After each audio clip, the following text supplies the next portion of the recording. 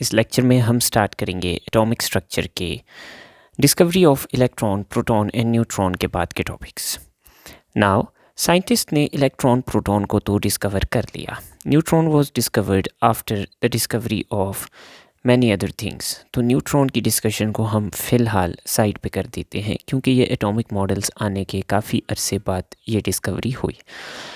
Now scientist new कि atom के अंदर पॉजिटिव और नेगेटिवली चार्ज पार्टिकल्स मौजूद हैं। तो साइंटिस्ट के लिए नेक्स्ट चैलेंज था कि कैसे हम एक ऐसा एटम का मॉडल डिस्क्राइब करें जो ये शो कर सके कि एटम के अंदर इलेक्ट्रॉन कहाँ है और प्रोटॉन कहाँ है, और वो मॉडल स्टेबल भी हो। तो हमारे पास डिफरेंट साइंटिस्ट ने डिफरेंट मॉडल्स दिए, जिसके अंदर काफ़ी important models like plum pudding model, like expanding electron model, vibrating electron model, dynamid model, arachnoid model, तो इस तरह के काफ़ी सारे मॉडल्स शामिल थे। लेकिन इनमें जो सबसे इम्पॉर्टेंट मॉडल दिया वो दिया हमारे पास रदरफोर्ड ने। तो लेट्स स्टडी कि रदरफोर्ड का मॉडल क्या था। 1909 में रदरफोर्ड ने अपना मॉडल दिया जो एटम को एक्सप्लेन करता था और एटम के स्ट्रक्चर को एक्सप्लेन करता था। नाउ हुआ ऐसा कि रदरफोर्ड की लेबॉर्ट्री के अंदर एक सेटिंग बनाई गई जिसमें हमारे पास एक जिंक सल्फाइड की प्लेट को 360 डिग्री में रखा गया। सो ये हमारे पास जिंक सल्फाइड की प्लेट है जो कि 360 डिग्रीज में प्रेजेंट है। नाउ जिंक सल्फाइड की प्लेट की प्रॉपर्टी ये है कि जिंक सल्फाइड जो है this is a fluorescent material. Fluorescent material का मतलब ये है कि इसके ऊपर जब भी कोई रेडिएशन आएगी तो ये क्या करेगा, चमकेगा या फ्लोरिसेंस प्रोड्यूस करेगा। नाउ इस 360 डिग्री जिंक सल्फाइड प्लेट के अंदर क्या किया गया, एक गोल्ड की फॉइल ली गई। नाउ ये जो गोल्ड की फॉइल थी ये हमारे पास बहुत थिन फॉइल गोल्ड की ली गई। नाउ अगर इसकी हम थिकनेस की बात करें तो it was round about 0.00004 centimetre thin gold foil. Now इस गोल्ड फॉइल के ऊपर रेडियो एक्टिव सोर्स से रेडिएशन या अल्फ़ा पार्टिकल्स को थ्रो किया गया। तो रेडियो एक्टिव सोर्स से अल्फ़ा पार्टिकल्स निकल के इस गोल्ड फॉइल के ऊपर थ्रो की गई। तो अब हमारे पास रदरफोर्ड का एक स्टूडेंट था गीगर मार्स्टन। ये ऑब्जर्वेशन गीगर मार्स्टन ने की कि जब हमारे पास रेडियो एक्टिव मटेरियल से अल्फ़ा पार्टिकल्स निकल के गोल्ड फॉइल के थ्रू जाते हैं तो हमारे पास तकरीबन 99% ऑफ पार्टिकल्स जो हैं वो सीधा ट्रैवल करते हैं और जिंक सल्फाइड की प्लेट को स्ट्राइक करते हैं एग्जैक्टली स्ट्रेट लाइन में। ना उसने साथ में ये भी नोटिस किया कि कुछ पार्टिकल्स ऐसे हैं कि जो हमारे पास डिफरेंट डायरेक्शंस में स्कैटर होते हैं और हमारे पास डिफरेंट जगहों पे छोटी छोटी स्किंटिलेशन बनती है, लेकिन इन स्प्रेड होने वाले पार्टिकल्स की जो परसेंटेज थी that was very less percentage. तो इस ऑब्जर्वेशन के बारे में गीगर मार्स्टन ने रदरफोर्ड को बताया। तो रदरफोर्ड ने इस एक्सपेरिमेंट की इंटरप्रिटेशन कुछ यूँ ली। नाउ रदरफोर्ड ने ये इंटरप्रेट किया कि हमारे पास 99.9% जो अल्फ़ा पार्टिकल्स हैं वो स्ट्रेट पास कर गए हैं गोल्ड फॉइल के थ्रू। तो हमारे पास जो एटम है वो 99.9% एम्प्टी स्पेस है। अब जो पार्टिकल्स स्ट्राइक बैक हुए हैं अल्फ़ा पार्टिकल्स, उसकी क्या वजह है? उसकी वजह यह है कि एटम के सेंटर के अंदर एक डेंस मैस पड़ा है। इस डेंस मैस को हम कहते हैं न्यूक्लियस ऑफ एटम। अब ये जो न्यूक्लियस ऑफ एटम है इसके अंदर एटम का सारा मैस मौजूद है, इसलिए ये डेंस है। नाउ उस टाइम पे हमारे पास पॉजिटिव पार्टिकल्स और नेगेटिव पार्टिकल्स ही डिस्कवर हुए थे। तो रदरफोर्ड ने ये कहा कि चूंकि पॉजिटिव पार्टिकल्स का मैस ज़्यादा है कंपेयर टू इलेक्ट्रॉन्स, तो जो न्यूक्लियस है उसके अंदर हमें पॉजिटिव पार्टिकल्स ऑफ एटम देखने को मिलते हैं। सो nucleus is composed of positive charge या पॉजिटिव पार्टिकल्स ऑफ एटम। क्योंकि प्रोटॉन्स जो हैं वो मैस में बहुत ज़्यादा हैं, इसलिए न्यूक्लियस डेंस भी है और पॉजिटिवली चार्ज्ड भी है। नाउ रदरफोर्ड ने कहा कि न्यूक्लियस के इर्द गिर्द जो हमारे पास एटम की सारी स्पेस है इट इज़ 99.9% एम्प्टी स्पेस, लेकिन इसके इर्द गिर्द इलेक्ट्रॉन्स रिवॉल्व करते हैं इन सर्कुलर ऑर्बिट्स। तो हमारे पास एटम के सेंटर में न्यूक्लियस है और इसके इर्द गिर्द इलेक्ट्रॉन्स रिवॉल्व कर रहे हैं सर्कुलर ऑर्बिट्स के अंदर, और बाकी जो स्पेस है दिस इज़ 99.9% एम्प्टी स्पेस। सो इसका मतलब ये हुआ कि हमारे पास जो अल्फ़ा पार्टिकल्स आ रहे थे वो 99% एम्प्टी स्पेस से पास कर रहे थे, और जो हमारे पास स्मॉल परसेंटेज थी अल्फ़ा पार्टिकल्स की वो एटम के न्यूक्लियस के साथ आके स्ट्राइक करते थे, और चूँकि न्यूक्लियस डेंस है, हैवी है, तो इस वजह से जो अल्फ़ा पार्टिकल्स न्यूक्लियस के साथ स्ट्राइक कर रहे थे वो हमारे पास डिफरेंट डायरेक्शंस में स्कैटर हो रहे थे। So this was the Rutherford's model, and for the first time हमारे पास एक एटम की अंडरस्टैंडिंग डेवलप हुई। But this model soon failed. Now let's see कि ये मॉडल क्यों फेल हुआ। नाउ हम रदरफोर्ड के मॉडल को व्यू करते हैं in the view of classical physics. तो अगर क्लासिकल फ़िज़िक्स के पॉइंट ऑफ व्यू से रदरफोर्ड के मॉडल को देखा जाए तो इलेक्ट्रॉन जब रिवॉल्व करता है सेंट्रल न्यूक्लियस के इर्द गिर्द, तो इलेक्ट्रॉन के ऊपर हमारे पास एक फ़ोर्स एक्ट करती है जिसको हम कहते हैं centripetal force, which is equal to mv²/r और मास इनटू एक्सेलरेशन। तो जब कभी एक इलेक्ट्रॉन सर्कुलर ऑर्बिट में मूव करेगा तो इसके ऊपर एक फोर्स प्रेजेंट है जिसको कहते हैं सेंट्रीपीटल फोर्स। नाउ इस फोर्स की कोई ना कोई वैल्यू मौजूद है, क्योंकि इलेक्ट्रॉन सर्कुलर ऑर्बिट में मूव कर रहा है तो फोर्स इज़ नॉट ज़ीरो। जब इस फोर्स की कोई ना कोई वैल्यू है तो इसका ये मतलब है कि हमारे पास इन दोनों चीज़ों की भी कोई ना कोई वैल्यू है, ये ज़ीरो नहीं है। तो क्लासिकल फ़िज़िक्स में इसका ये मतलब हुआ कि जब हमारे पास इलेक्ट्रॉन एक सर्कुलर ऑर्बिट में रोटेट करेगा तो उसके ऊपर सेंट्रीपीटल फोर्स एक्ट करेगी, और जब सेंट्रीपीटल फोर्स की कोई ना कोई वैल्यू होगी तो एक्सेलरेशन की भी कोई ना कोई वैल्यू होगी। तो हम ये कह सकते हैं कि जब ये इलेक्ट्रॉन सर्कुलर ऑर्बिट में मूव करता है अराउंड द न्यूक्लियस तो ये क्या करता है, एक्सेलरेट करता है। नाउ 1884 में जेम्स क्लर्क मैक्सवेल ने एक लॉ दिया था जिसको कहते हैं मैक्सवेल्स लॉ। मैक्सवेल्स लॉ कहता है कि when ever a charged particle is accelerated it emits electromagnetic radiation which is a form of energy. तो जब कभी एक चार्ज पार्टिकल एक्सिलरेट करता है तो वो हमारे पास एनर्जी एमिट करता है।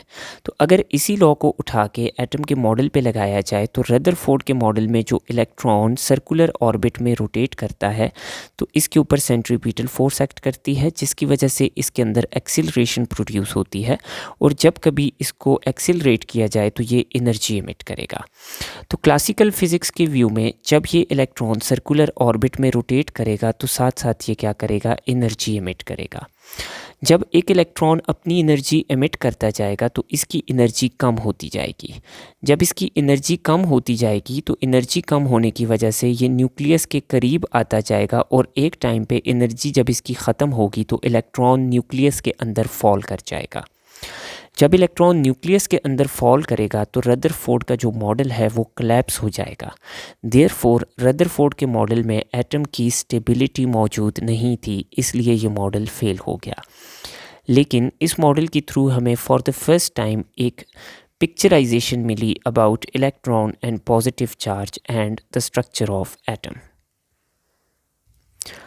नाउ रदरफोर्ड के मॉडल को 1913 में बोहर ने थोड़ा बहुत इम्प्रूव करके एक सिमिलर मॉडल प्रेजेंट किया जिसको कहते हैं बोहर्स मॉडल। लेकिन बोहर्स मॉडल ने रदरफोर्ड की तरह सिंपली एक मॉडल डिस्क्राइब नहीं किया, उसके अंदर कुछ इम्पॉर्टेंट चीज़ों की एडिशन की। सो आइए उन चीज़ों को पहले स्टडी करते हैं, then we will move towards Bohr's model. So we have Planck's quantum theory. Planck's quantum theory was given by the scientist Max Planck in 1900. Now ये थ्योरी दी गई थी ब्लैक बॉडी रेडिएशन को एक्सप्लेन करने के लिए, लेकिन बोहर ने इसी थ्योरी को यूज़ किया to explain the structure of atom. So let's study that what is Planck's quantum theory. So Planck's quantum theory का फर्स्ट पॉस्टुलेट है कि energy is not absorbed continuously but in the form of wave packets called quanta, and for the light these wave packets are called photons. तो इस theory का पहला मतलब ये था कि एनर्जी किसी कॉन्टीन्यूस रेडिएशन की फॉर्म में नहीं आती और एक सब्सटेंस एनर्जी को कॉन्टीन्यूस वेव की फॉर्म में एब्जॉर्ब नहीं करता। अब एनर्जी कैसे एब्जॉर्ब होती है, तो फॉर एग्जांपल ये एक सब्सटेंस पड़ा है, एनर्जी आती है छोटे छोटे वेव पैकेट्स की फॉर्म में, और इनमें से हर वेव पैकेट को हम इंडिविजुअली कहते हैं क्वांटम, जिसका कैपिटल है क्वांटा। और अगर यही वेव पैकेट लाइट एनर्जी का हो तो इसको हम फोटॉन कहेंगे। नाउ नेक्स्ट पॉस्टुलेट है कि क्वांटम की एनर्जी कितनी होगी। तो हर क्वांटम जो है वो एक स्पेसिफाइड अमाउंट ऑफ एनर्जी के साथ एसोसिएटेड है। हर क्वांटम की अपनी एक एनर्जी होती है, and this value of energy is given by E is equal to HF। यानी ये जो एनर्जी है ये क्वांटम की फ्रीक्वेंसी के डायरेक्टली प्रोपोर्शनल है, एंड अगर हम इक्वालिटी डालें तो E is equal to HF। Now this H is called Planck's constant और इसकी वैल्यू है 6.626 into 10 raise to the power -34 joule second. So इस इक्वेशन को यूज़ करके हम किसी भी सिंगल क्वांटम ऑफ एनर्जी की रेडिएशन की एनर्जी फाइंड आउट कर सकते हैं if we know the frequency of quantum. Now in physics we know that velocity is equal to frequency multiplied by wavelength. Now electromagnetic radiations जितनी भी हैं उन सब की velocity similar है, जिसको हम c से डिनोट करते हैं। सारी electromagnetic radiations की velocity है 3 into 10 raised to the power 8 meter per second. Now frequency is equal to c divided by lambda. सो इस इक्वेशन में हम E is equal to HF लिखते हैं, तो F की जगह हम C बाय लैम्डा भी राइट कर सकते हैं। तो E is equal to HC by lambda, ये इस इक्वेशन की एक और फॉर्म है। नाउ अगर हम वेव नंबर की बात करें तो wave number is inverse of wavelength. तो यहाँ पे हम इनवर्स ऑफ वेवलेंथ की जगह वेव नंबर भी पुट इन कर सकते हैं। तो हमारे पास एक और फॉर्म बनती है इस इक्वेशन की, E is equal to H into C into wave number. So ये हमारे पास तीन इक्वेशंस हैं जिन पे हम डिफरेंट पैरामीटर्स को यूज़ करके एनर्जी ऑफ फोटोन को कैलकुलेट कर सकते हैं। Now, the third postulate that was given by Planck's quantum theory is that total energy that is absorbed by a substance. So, total energy absorbed by a body is a whole number multiple of energy of one quantum. इसका मतलब है कि हमारे पास एक body जो total energy absorb करेगी, तो that total energy is the whole number multiple of energy of one quantum. Now इसका मतलब क्या है, तो फॉर एग्जांपल मैंने एक बॉडी ली, इसने 5 क्वांटा एब्जॉर्ब किए, टोटल इसने 5 क्वांटा एब्जॉर्ब किए और हर क्वांटम की एनर्जी थी 10। तो अब हमारे पास energy of every quantum is equal to 10 और नंबर ऑफ क्वांटा जो बॉडी ने एब्जॉर्ब किए हैं that is 5। So total energy absorbed is equal to 50। So this postulate says that total energy absorbed by a body is whole number multiple of energy of one quantum. Now इस theory को Bohr ने अपने model में use किया और Bohr's atomic model दिया। So now let's see कि Bohr's atomic model क्या था और इसने कैसे एटम के स्ट्रक्चर को एक्सप्लेन किया। नाउ बोहर ने 1913 में अपना सिग्निफिकेंट एटॉमिक मॉडल दिया जिसको हम बोहर्स मॉडल कहते हैं। नाउ बोहर्स मॉडल भी रदरफोर्ड्स मॉडल की तरह ही था, लेकिन इसमें कुछ इम्प्रूवमेंट्स शामिल थी। So first postulate of Bohr's model is कि atom consists of central dense nucleus with positive charge and electrons revolve around the nucleus in circular orbits। तो ये postulate बिल्कुल रदरफोर्ड के मॉडल की तरह था कि एटम में सेंट्रल डेंस न्यूक्लियस है और इस डेंस न्यूक्लियस के इर्द गिर्द इलेक्ट्रॉन्स रिवॉल्व कर रहे हैं in circular orbit. Second postulate था कि every orbit has fixed energy and electron revolving in an orbit does not emit और एब्जॉर्ब एनर्जी।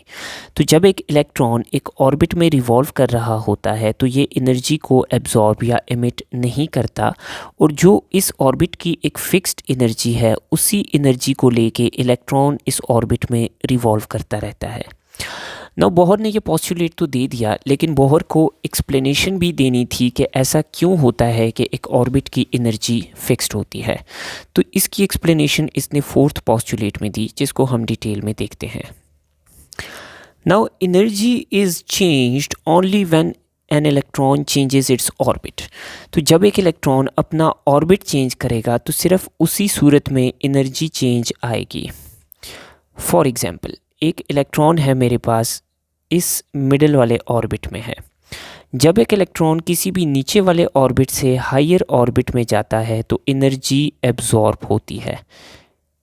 उसकी वजह यह है कि नीचे वाले ऑर्बिट की एनर्जी कम, जबकि ऊपर वाले ऑर्बिट की एनर्जी ज़्यादा होती है। As an example let me take कि नीचे वाले ऑर्बिट की एनर्जी है 5, दरमियान वाले की है 8 और ऊपर वाले की है 10। तो जब ये 8 एनर्जी वाला इलेक्ट्रॉन इस 10 एनर्जी वाले इलेक्ट्रॉन में जाएगा, शेल में जाएगा, तो ये अपनी एनर्जी को 10 करेगा, तो इसलिए ये एनर्जी क्या करेगा, एब्जॉर्ब करेगा।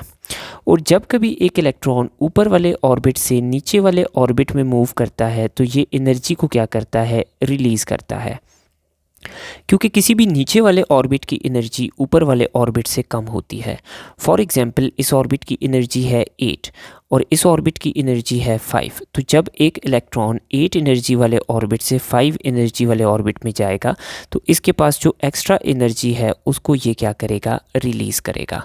So according to Bohr energy is only absorbed और release when an electron changes its orbit. Now this energy change delta E is given by energy of higher orbit minus energy of lower orbit. Now this 2 and 1 does not mean कि ये second orbit है और ये first orbit है। 2 means higher orbit and 1 means lower orbit.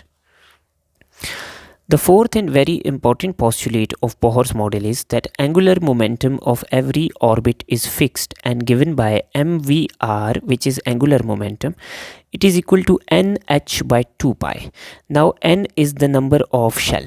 For example, if someone asks कि second orbit का क्या angular momentum होगा, तो हम n की जगह डालेंगे 2, तो हमारे पास second orbit का momentum होगा h by pi. सुनाओ बोहर ने कहा कि एंगुलर मोमेंटम हर ऑर्बिट का फिक्स्ड है और given by mvr is equal to nh by 2 pi. Now इस पॉइंट की इंटरप्रिटेशन क्या है? इस पॉइंट की इंटरप्रिटेशन ये है कि जब एक इलेक्ट्रॉन एक स्पेसिफाइड ऑर्बिट में मूव करता है तो इसका एंगुलर मोमेंटम कांस्टेंट रहता है। जब इसका एंगुलर मोमेंटम कांस्टेंट रहता है तो इट मीन्स कि इसका मोशन कांस्टेंट रहता है।